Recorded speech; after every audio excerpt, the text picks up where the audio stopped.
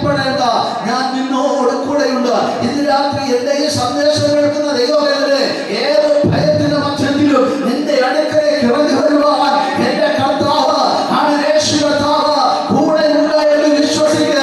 രോഗത്തിലായാലും ആപത്തിലായാലും പ്രതികൂലത്തിലായാലും ഏതവസ്ഥയിലായാലും നിന്നോട് കൂടെ നടക്കുവാൻ, ആഴിയിലാണെങ്കിൽ അവിടെ, അവൻ സമുദ്രത്തിലാണെങ്കിൽ അവിടെ, അവൻ ഭൂമിയിലാണെങ്കിൽ അവിടെ, ആകാശത്തിലാണെങ്കിൽ അവിടെ, നിന്നോട് കൂടെ നടക്കുവാൻ എന്റെ യേശു കൂടെയുണ്ട്. അതുകൊണ്ട് അവൻ പറയുന്നു, ഭയപ്പെടേണ്ട. ദൈവത്തെ സംബന്ധിച്ചിടത്തോളം ദൈവത്തിന് പറയുവാനുള്ള കാര്യം, നമ്മൾ ഭയപ്പെടേണ്ടവരല്ല. ദൈവസന്നിധിയിൽ നമ്മൾ മാനിക്കപ്പെടുന്നവരാണ്. കർത്താവിന്റെ വചനം പറയുന്നു, മകനെ നീ മാന്യനാണ്. എന്റെ സന്നിധിയിൽ നമ്മൾ ഓരോരുത്തരും ദൈവത്തിന്റെ സന്നിധിയിൽ മാന്യരാണ്. അവൻ വിലയേറിയവരാണ്, വിലയുള്ളവരാണ്.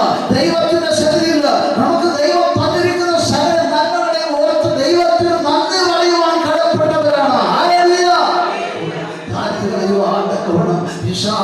അവൻ പലതരത്തിലുള്ള വിധത്തിലുള്ള കാര്യങ്ങൾ ചെയ്തു വെക്കുമ്പോൾ ഇന്ന് രാത്രി എനിക്ക് പറയുവാനുള്ളത്, അവൻ ഭയപ്പെടേണ്ട കാര്യമില്ല.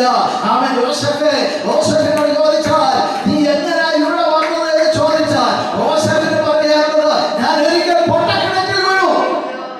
ഞാൻ ഒരിക്കൽ എവിടെ വീണു? പൊട്ടക്കിണറ്റിൽ. ആരെടുത്തിട്ടു? എന്റെ സഹോദരന്മാരെടുത്തിട്ടതാ.